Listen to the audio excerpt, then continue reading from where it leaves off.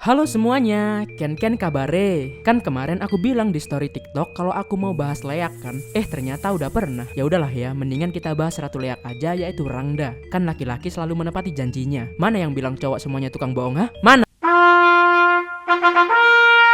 Dari berbagai artikel yang kubaca, kalau si Rangda ini adalah ratu dari para leak. Jadi leak itu ada banyak ya, nggak cuma satu tok. Rangda ini udah mah fisiknya ngeri, kelakuannya juga ngeri. Dia ini suka menculik dan memakan anak kecil. Dan juga diceritakan sangat berselisih dengan Barong yang merupakan simbol kekuatan baik. Ya klasik lah ya, orang jahat nggak suka dengan orang baik. Tapi tahu nggak kenapa Rangda suka makan anak kecil? Ya badannya kan kecil, jadi gampang digigit. Kok jadi gini? Kalau dari asal namanya sendiri, nama Rangda bukan berasal dari Bali, melainkan Jawa, yaitu dari kata randa atau rondo, atau artinya janda. Nah, pada zaman dahulu, Rangda juga disebut buat janda dari golongan Triwangsa, yaitu Wesya, Ksatria, dan Brahmana. Dalam kesenian calon arang di Bali, biasanya Rangda punya beberapa penyimbolan yang dikatakan memiliki sifat dualitas dalam pemberian anugerah dan pencerahan spiritual.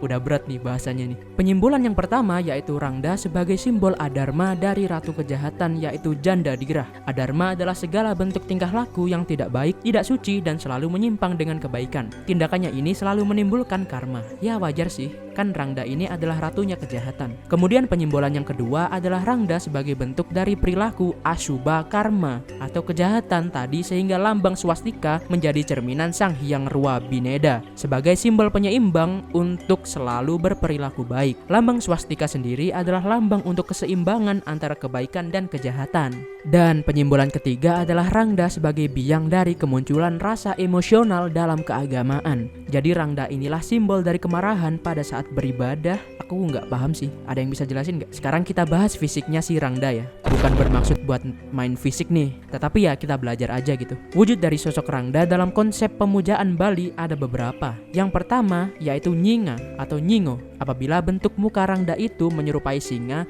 dan sedikit menonjol ke depan, maka bisa diartikan jika sifat dari Rangda itu adalah sangat galak dan buas. Maka kalian jika ada yang ngelihat Rangda muka singa, jangan dideketin ya. Kemudian wujud kedua adalah Nyeleme. Ketika Rangda dalam wujud ini, mukanya akan menyerupai manusia tetapi sedikit melebar. Jika wujud mukanya Rangda kayak gini, maka sifatnya adalah berwibawa namun angker. Dan yang terakhir adalah raksasa. Gak perlu dijelasin juga, kalian udah paham. Raksasa ya gede.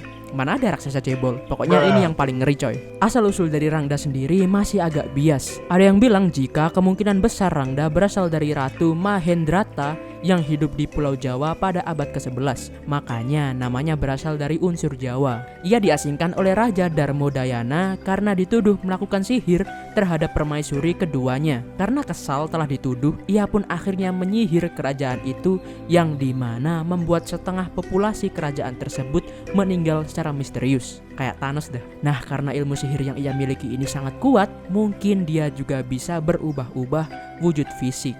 Dan itulah kisah dari si Rangda. Jadi pengen lihat keseniannya di Bali secara langsung. Semoga secepatnya deh bisa ke Bali. Dan untuk waktunya matur suksma.